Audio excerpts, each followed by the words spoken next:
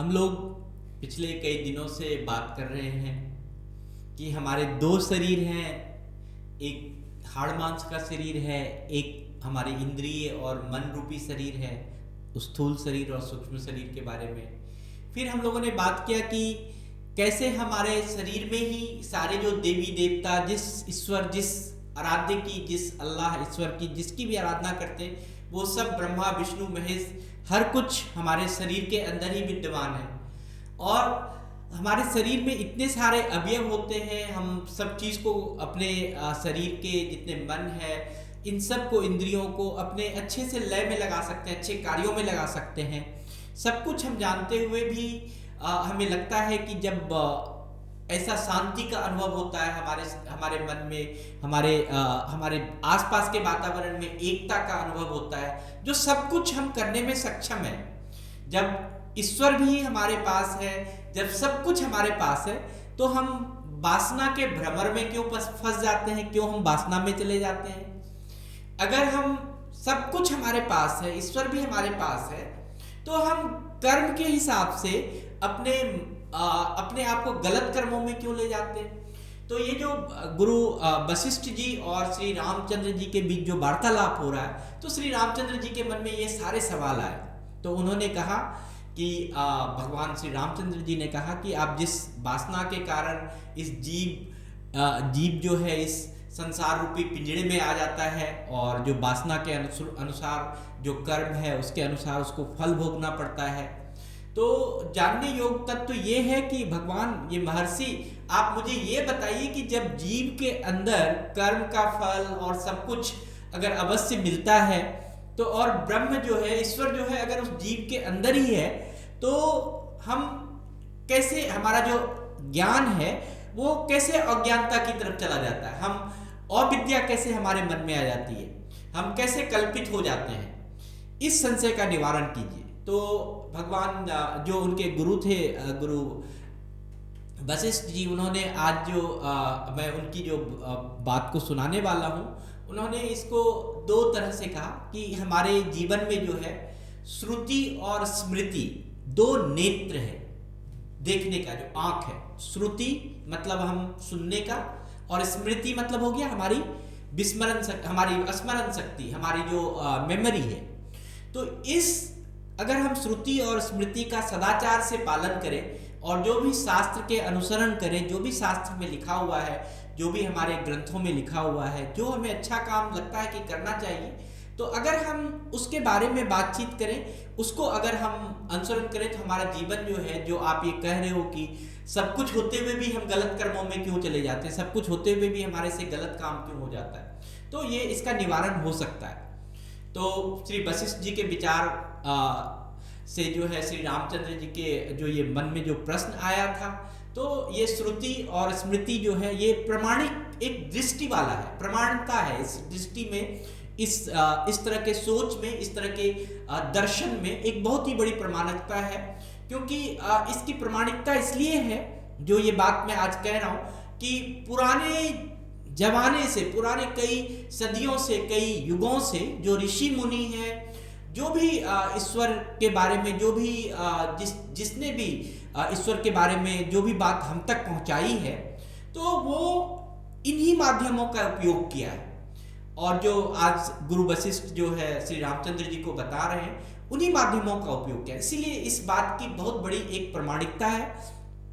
तो जो श्रुति से अगर हम विरोध रखें, अगर हम सुने नहीं, तो क्या होगा? हमें स्मृति में आएगी ही नहीं।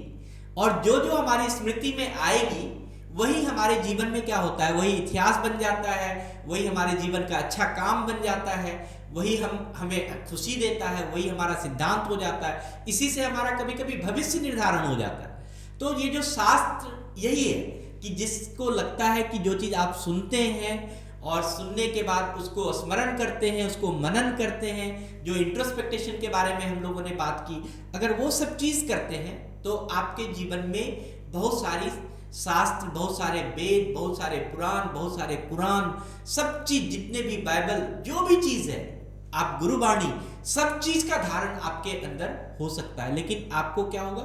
सुनना होगा और उसको स्मृति में रखना होगा, फिर मनन करना होगा। तो श्रुति जो शब्द है, ये श्रुति शब्द जो है वो बहुत ही पुराना शब्द है और ये वेद में इस शब्द के बारे में बहुत सारा वर्णन है।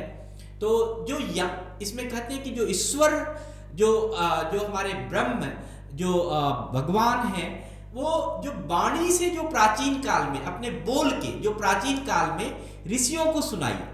अब ऋषि सुने कैसे थे? ऋषि मुनि जो भी थे उन्होंने ईश्वर बोलने नहीं गए थे, ऋषि मुनि को अंदर अंदर ये आवाज आई थी। जो ऋषि मुनि थे जब वो ध्यान करते थे, जब वो किसी वेद या पुराण या अपने मन को बड़े किसी ग्रंथों में लगाते थे या कहीं भी लगाते थे, तो उनके मन में ये सारे विचार आते थे, उनके अंदर अंदर ये भावना होती थी। तो जो श्रुति है, इवन कि वो नाद भी नहीं है, वो आवाज भी नहीं है, वो शब्द भी नहीं है, वो ऐसा चीज है कि जो आपके अंदर से जो भावनाएं आ रही है, आपके मन से जो भावनाएं आ रही है, आप अंदर से जो चीज सुन रहे हैं, जो आपका दिव्य स्रोत जो चीज सुना रहा है, वही श्रुति है। और जो स्मृति का अर्थ है, स्मृति का अर्थ है स्मरण करना या बुद्धि, जो बुद्धि से ग्रंथ बना। मतलब जो ऋषि मुनि जो चीज अंदर अंदर से जिस बात का मनन चिंतन करते थे, उसको क्या करते थे, वो अपने शिष्यों को सुनाते थे और शिष्य क्या करते थे, उसको लिख लेते थे। होता ही है क्लास में यही चीज कि टीचर बोलते हैं और शिष्य लिखते हैं, तो शिष्य धीरे धीरे लिखते थे और इससे क्या हुआ कि बहुत सारे ग्रंथ, बहुत सारे चीज बन गए। तो वेद में जो सबसे अगर देखा जाए तो इस पृथ्वी का, इस ब्रह्मांड का, मैं देख रहा था, मैं बहुत जगह का रिसर्च किया, मैं देख रहा था कि वेद ही ऐसा ज्ञान है, वेद ही ऐसी पुस्तक है, वेद ही ऐसी माध्यम है कि वो सबसे पुराना माध्यम है जिससे कि हम अपने जीवन को चला सकते हैं। तो श्रुति जो है वेद को ही कहा गया है, श्रुति की जो मान्यता है वो वेद को ही मिली है, वेद ही एक श्रुति है। और जो 4 वेद होते हैं, ऋग्वेद, सामवेद, यजुर्वेद और अथर्ववेद, तो और हर वेद के भी 4 भाग होते हैं। मैं उसको बाद में कहूंगा, लेकिन मैं बोल देता हूँ, ये 4 भाग को एक हम संहिता कहते हैं, उसके बाद ब्राह्मण ग्रंथ होता है, आरण्यक होता है, उपनिषद होता है। तो ये जो वेद के 4 पार्ट है, ये श्रुति है, ये सुनी हुई चीज है। वो अंदर से कोई जो आवाज आई हुई है उसको श्रुति कर किया हुआ, उसको सुना हुआ चीज।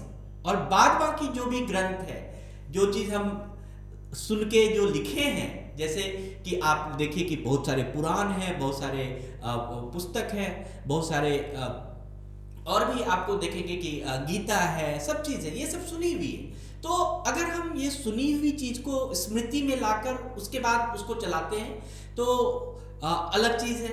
तो वेद को श्रुति 2 तरह से कहा गया। मैं वेद की बात इसलिए कर रहा हूं, ये अगर आप समझ लें तो आपका जीवन जो है, जो हम लोग सचेतन करते हैं, वो बहुत ही अच्छा से कट जाएगा। अगर हम श्रुति को, जो वेद को जो श्रुति है, वो 2 वजह से कहा गया। इसको जो कहा गया कि परम ब्रह्म जो परमात्मा प्राचीन ऋषियों को उनके अंतर्मन में जो सुनाया था, जो वो जब वो ध्यान मग्न थे, अर्थात वो श्रुति क्या है, ईश्वर से रचित है, कि उनके ध्यान में ये बात बोला था। और जो वेद को पहले कभी नहीं लिखा गया जाता था, वेद कभी भी लिखा हुआ नहीं है। अगर हम देखें तो वेद कोई लिखा हुआ चीज नहीं है। वेद क्या है कि जो गुरु और शिष्य को सुनकर याद करवाते थे, गुरु जो है शिष्य को सुना सुना के उसको याद करवाते थे, तो इस तरह से ये परंपरा चलती आ रही है। तो जो भी सद्गुणी थे या ज्ञानी पुरुष थे, जो ब्रह्म का जिसको साक्षात्कार हो चुका था, भगवान बन चुके, भगवान के बारे में जानते थे, जो श्रेष्ठ संत बन चुके थे, जिनको तत्व का ज्ञान हो चुका था, जो सिद्ध पुरुष थे, उन्होंने क्या किया कि ये सुन सुन के स्मृति के रूप में ये शास्त्र बनाए। और यही जो है ना, जो हमारे जो चीज हम लोग बोलते हैं वो शास्त्र की बात बोलते हैं। और कभी कभी मैं शनिवार को मैं सोच रहा हूँ कि मैं अरविंद शारदा सर को बुलाऊं, आमंत्रित करूं आप लोगों के लिए, कि हम लोग जो मन की बात है, जो हमारे अंदर की भावना है, उसको कैसे, जो वेद हमारे अंदर का जो वेद है, उसको कैसे हम इंट्रोस्पेक्टिव करें, उसको कैसे हम एक अपने जीवन में उसका जो है उपयोग करें, जिससे कि हमारा जो नेत्र है, ये जो नेत्र के बारे में बोला कि जो सदाचार का अनुसरण करना, या फिर हम श्रेष्ठ पुरुष के व्यवहार में जो चीज ये आता है, जो शिष्टजन है, या जो आपका दुख है उसका निगमन कैसे हो, वो खत्म कैसे, जो अंदर की बात को अगर हम सुन लें तो हमारे दुख भी खत्म हो सकते हैं। तो ये जो चीज है, ये थोड़ा सा और भी आत्मसात करने का विषय है। और श्री रामचंद्र जी जो है वो कहते हैं कि अपने गुरु जी को, गुरु वशिष्ठ जी को, कि हम जो ये सुनते थे कि कर्म और कर्ता, मतलब कि जो हम काम कर रहे हैं और जो करने वाला है, ये बहुत ही एक दूसरे से जुड़ा हुआ है। मतलब जो आप कार्य कर रहे हैं और जो आप एज ए करने वाले हैं, मतलब कार्य और आप एक दूसरे से जुड़े हुए। चाहे आप यहाँ पर बैठ के अभी सचेतन सुन रहे हैं, ये भी आप अपने से जुड़े हुए। अगर आप क्लास में पढ़ाई करते हैं तब भी जुड़े हुए, आप खाना खा रहे हैं तब भी आप उस कार्य से जुड़े हुए। इसको हम ऐसे कहें कि बिना बीज का अंकुरन नहीं होता, या अंकुरन के बिना बीज नहीं बन सकता, पेड़ नहीं बन सकता। तो ये जो शुरू से चलती आ रही है, जो ये मन से उत्पन्न होने वाली जो भावना है, ये जो वासना है, ये सब चीज हमारे से खुद से उत्पन्न हो रही है। तो हम इसका निवारण खुद कर सकते हैं, इस संशय का निवारण हम खुद कर सकते हैं। लेकिन इसके लिए हमें संकल्प की जरूरत है। विकल्प कैसे है, संकल्प और विकल्प के बारे में भी बातचीत करना है हमें। तो जो हमारा अहंकार है, या जो ज्ञान के रूप में जो भी हम कर्म कर रहे हैं, जो भी हम क्रिया रूप में जो भी पुरुषार्थ कर रहे हैं, जो भी प्रयत्न कर रहे हैं, वो अच्छा कैसे हो। तो हम लोग आगे इसके बारे में और भी चर्चा करेंगे। आज के लिए बस इतना ही। बहुत बहुत धन्यवाद।